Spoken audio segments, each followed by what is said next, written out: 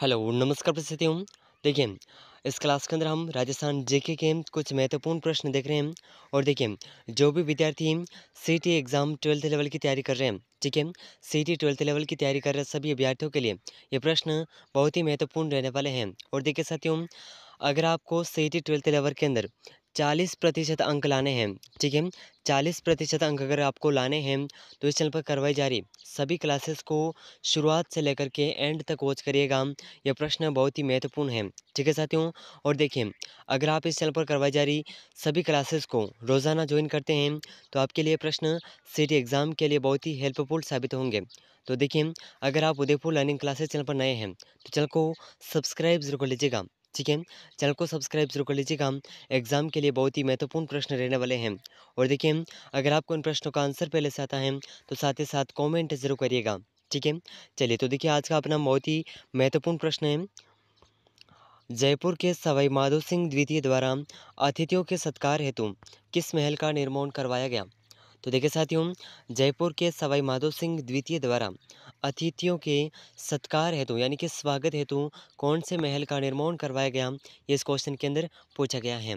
तो देखिए साथियों, इसका ऑप्शन 1 है मुबारक महल, जय निवास महल, चंद्र महल और आमेर महल। तो देखिए साथियों, इन चारों ऑप्शन में से जयपुर के सवाई माधो सिंह द्वितीय द्वारा अतिथियों के सत्कार हेतु जिस महल का निर्माण करवाया गया, यह महल था मुबारक महल, ठीक है। तो इस प्रश्न का ऑप्शन ए बिल्कुल सही आंसर हो जाएगा, ठीक है साथियों। चलिए, अगला महत्वपूर्ण प्रश्न बहुत ही शानदार क्वेश्चन है, इसे आप ज़रूर याद रखिएगा, ठीक है। तो देखिए, बहुत ही महत्वपूर्ण प्रश्न है। 1857 की क्रांति में मेवाड़ के किस सामंत ने पेशवा नाना साहब को शरण दी थी? तो देखिए साथियों, 1857 की जब क्रांति हुई थी, तो मेवाड़ का ऐसा कौन सा सामंत था जिसने पेशवा नाना साहब को शरण दी थी? तो देखिए साथियों, इसका ऑप्शन 1 है Rao Jodh Singh, option 2 Rawat Bishan Singh, option 3 Rawat Anoop Singh, option 4 है रावत शिव सिंह।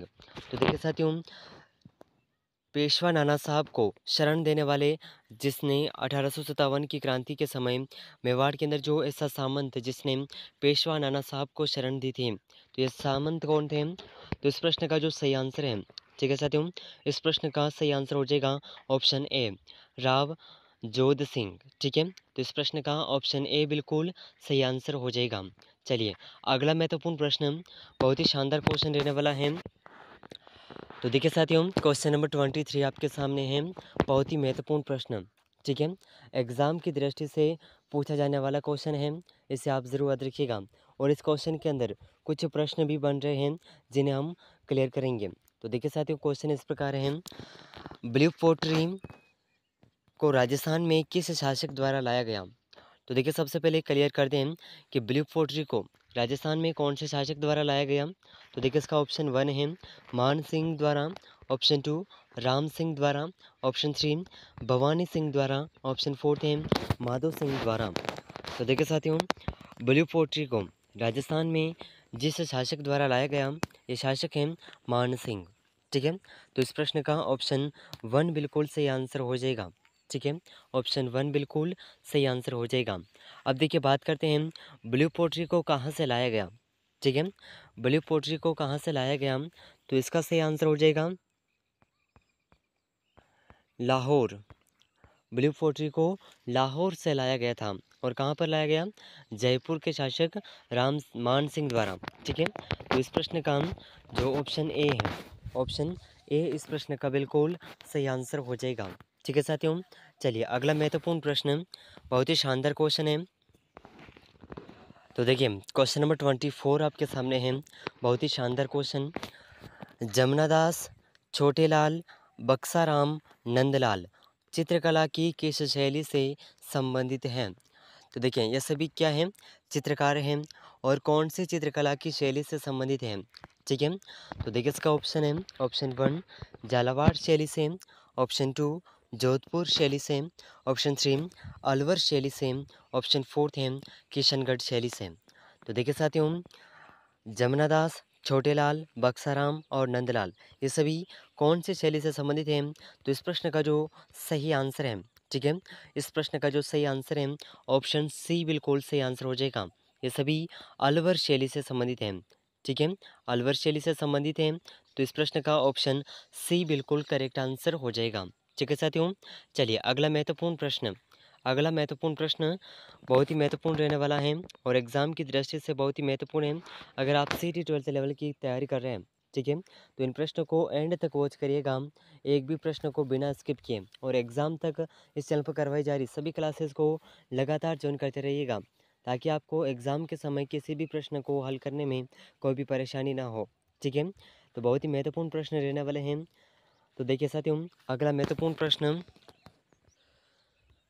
तो देखिए क्वेश्चन नंबर 25 आपके सामने है। बहुत ही शानदार क्वेश्चन।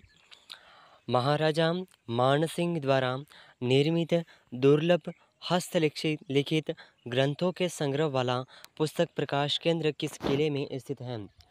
तो देखिए साथियों, महाराजा मानसिंह द्वारा निर्मित दुर्लभ हस्तलिखित ग्रंथों के संग्रह वाला पुस्तक प्रकाश केंद्र किस किले में स्थित है? तो देखिए इन किलों के नाम हैं जैसलमेर, मेहरानगढ़, जूनागढ़ और लोहागढ़। तो देखिए साथियों, इन चारों ऑप्शन में से जो इनके द्वारा हस्तलिखित पुस्तक जो कि प्रकाश केंद्र में स्थित है, तो ये प्रकाश केंद्र कौन से किले में स्थित है? तो यह मेहरानगढ़ में स्थित है। कहाँ पर? मेहरानगढ़ में। तो इस प्रश्न का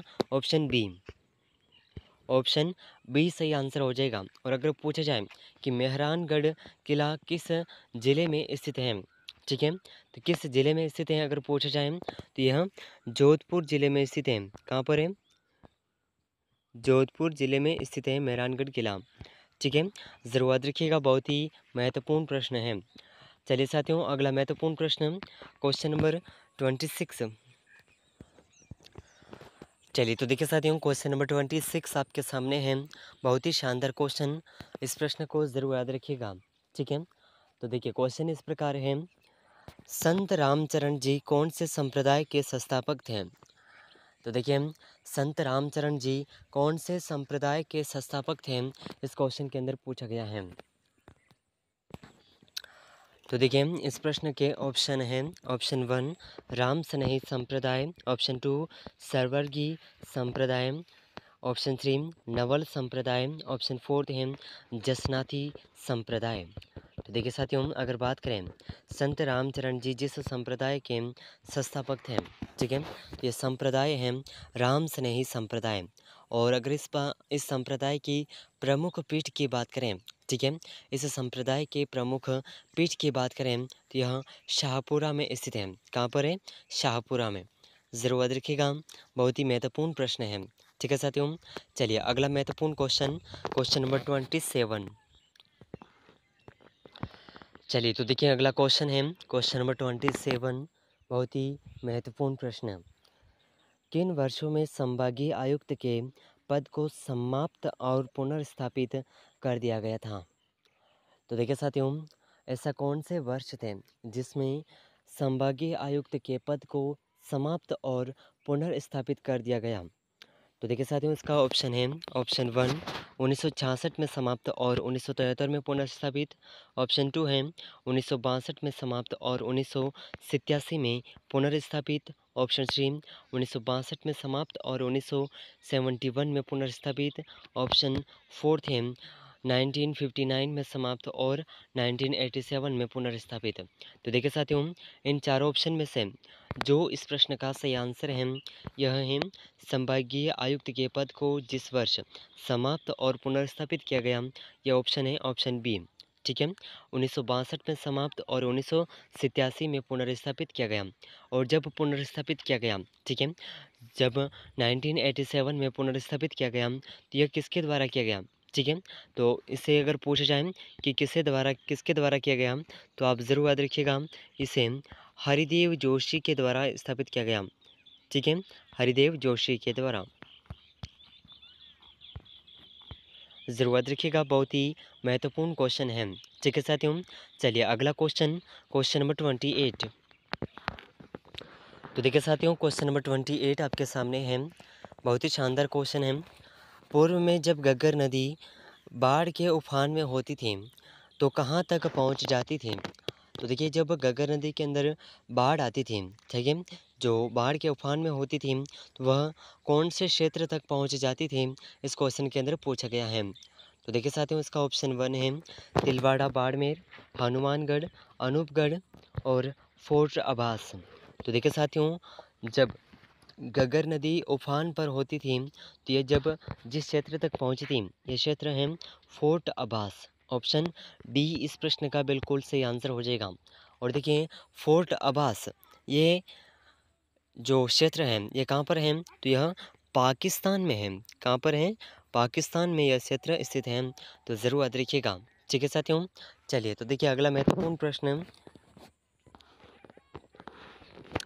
तो देखिए साथियों अगला महत्वपूर्ण प्रश्न है क्वेश्चन नंबर 29। ठीक है, बहुत ही शानदार क्वेश्चन है, इससे आप ज़रूर याद रखिएगा। तो देखिए बहुत ही शानदार क्वेश्चन है, कितने चरणों में सिरोही राजस्थान से एकीकृत हुआ। तो देखिए साथियों कितने चरणों के दौरान सिरोही का राजस्थान में विलय हुआ, यानी कि एकीकृत हुआ। तो इसके ऑप्शन है ऑप्शन 1 4 चरण, 3 चरण, 2 चरण या फिर 1 चरण।